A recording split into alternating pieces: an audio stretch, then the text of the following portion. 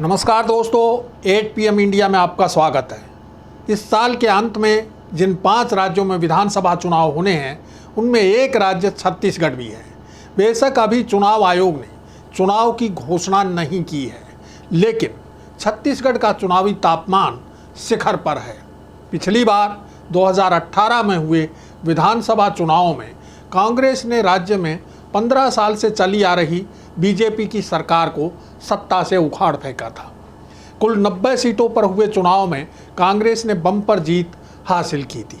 इसमें कांग्रेस ने 68 सीटों पर जीत हासिल की थी और बीजेपी 15 सीटों पर सिमट गई थी। वहीं जनता कांग्रेस छत्तीसगढ़ के खाते में 5 और बहुजन समाज पार्टी के खाते में 2 सीटें आई थी। नरेंद्र मोदी के 2014 में प्रधानमंत्री बनने के बाद किसी राज्य में ये सबसे करारी हार बीजेपी को मिली थी। इसका दर्द बीजेपी का केंद्रीय नेतृत्व भूल नहीं पा रहा है। यही कारण है कि राज्य में ईडी और अन्य केंद्रीय जांच एजेंसियों की सक्रियता अस्वाभाविक रूप से बढ़ी हुई है। मुख्यमंत्री भूपेश बघेल के मुताबिक राज्य में कांग्रेस के सत्ता में आने के बाद केंद्रीय एजेंसियां 200 से ज़्यादा छापे मार चुकी हैं। इसमें खास बात यह है कि तमाम छापे कांग्रेस और भूपेश बघेल के नज़दीकियों पर पड़े हैं। अभी चंद रोज पहले मुख्यमंत्री भूपेश बघेल के जन्मदिन के मौके पर भी ईडी ने सीएम के राजनीतिक सलाहकार और 2 ओएसडी के ठिकानों पर छापेमारी की है। बघेल ने इसे केंद्र सरकार की ओर से अपने जन्मदिन का तोहफा बताया और कहा कि मेरे खिलाफ ईडी और सीबीआई चुनाव लड़ रही हैं। उन्होंने कहा कि वे ना जेल जाने से डरते हैं और ना ही मरने से। सीएम भूपेश बघेल का कहना है कि ये छापेमारी कांग्रेस और उनकी सरकार को बदनाम करने के लिए की जा रही है। उन्होंने तर्क दिया कि 3900 करोड़ रुपए का शराब घोटाला बताकर छापेमारी की जा रही है, जबकि प्रदेश का आबकारी राजस्व बढ़ा है। प्रधानमंत्री नरेंद्र मोदी लगातार भ्रष्टाचार के खिलाफ मुहिम चलाने और भ्रष्टाचारियों को जेल भेजने की बात कह रहे हैं, लेकिन एक बात साफ है कि उनकी इस मुहिम के निशाने पर ज़्यादातर विपक्षी नेता ही हैं। ईडी समेत केंद्रीय जांच एजेंसियों ने 2014 के बाद जितनी छापामार कार्रवाई की हैं, उनमें से 95% विपक्षी दलों के नेताओं और उनके करीबियों के खिलाफ ही की गई है। इससे साफ है कि सारी कार्रवाई योजनाबद्ध ढंग से राजनीतिक लाभ के लिए की जा रही है। ये आरोप विपक्षी दलों के नेता लगातार लगाते आ रहे हैं।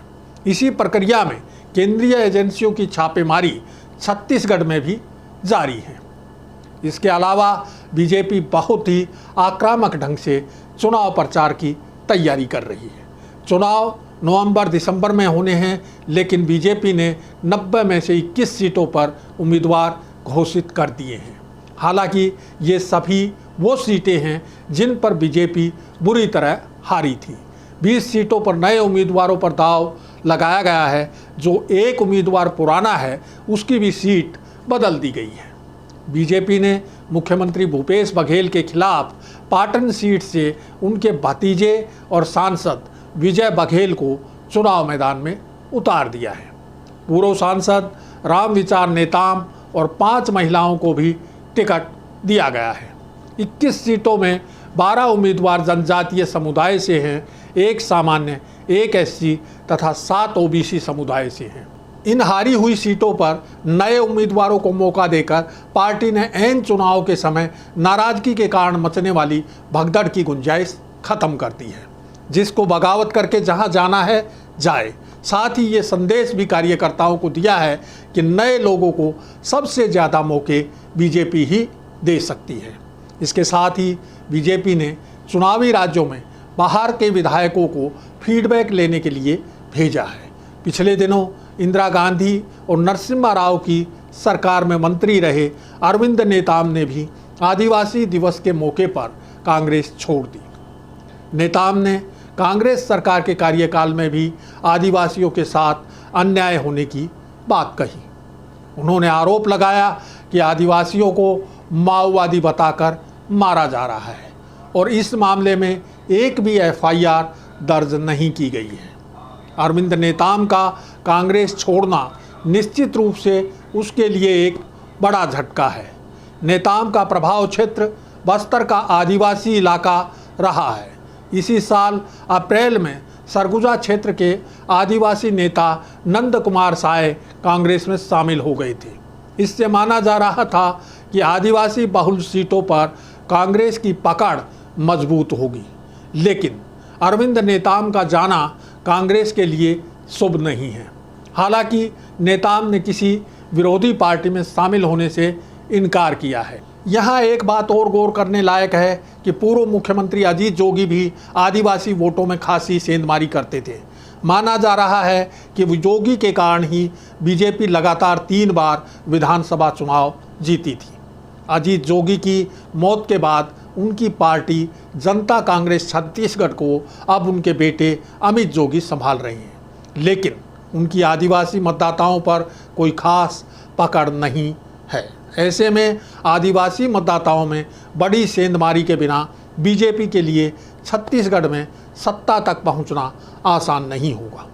पूर्व मुख्यमंत्री रमन सिंह के अलावा कोई प्रभावशाली नेता बीजेपी के पास राज्य में नहीं है। पार्टी संगठन में छत्तीसगढ़ के 3 नेताओं को राष्ट्रीय उपाध्यक्ष बनाकर समीकरण साधने की कोशिश की गई है। भारतीय जनता पार्टी और विश्व हिंदू परिषद जैसे संगठन जिस हिंदुत्व, गाय और गोबर का गुणगान करते हैं, उसकी काट मुख्यमंत्री भूपेश बघेल बखूबी कर रहे हैं। वे पशुपालकों से गोबर खरीदकर बिजली पैदा कर रहे हैं। इससे वे एक साथ नरम हिंदुत्व समर्थकों और आदिवासियों को साध रहे हैं। कांग्रेस में टीएस सिंहदेव और मुख्यमंत्री भूपेश बघेल के बीच जो टकराव की स्थिति थी, उसे पार्टी नेतृत्व ने मैनेज कर लिया है। अब सिंहदेव राज्य सरकार में उप मुख्यमंत्री हैं, जिसके चलते कांग्रेस की आपसी फूट का फायदा विरोधी दल भाजपा को मिलने की जो उम्मीद थी, वो भी खत्म हो गई है। यहाँ एक बात और साफ कर दें कि प्रदेश के लोग अभी तक बीजेपी के 15 साल के कार्यकाल के बड़े घोटालों और कांडों के बारे में नहीं भूले हैं। बेशक केंद्रीय एजेंसियों की छापेमारी से कांग्रेस के खिलाफ माहौल बनाया जा रहा है, लेकिन उसमें अभी तक कोई विशेष सफलता हाथ नहीं लगी है। अभी तक हुए तमाम मीडिया सर्वे की रिपोर्ट्स में भी कांग्रेस की बढ़त दिखाई गई है। प्रदेश के ज़मीनी हालात को देखते हुए बीजेपी को और ज़्यादा ताकत झोंकने की ज़रूरत है। वहीं कांग्रेस को भी बीजेपी के हमलों का डटकर मुकाबला करना होगा। अभी चुनाव की घोषणा और सभी पार्टियों के टिकटों की घोषणा होनी बाकी है। चुनाव का आधे से ज़्यादा खेल तो सही उम्मीदवारों के चयन पर निर्भर करता है। हम समय समय पर आपको चुनावी तापमान की जानकारी देते रहेंगे। अब समय हो चला है आपसे विदा लेने का। जल्द फिर हाजिर होंगे नए मुद्दे और सवालों के साथ। नमस्कार।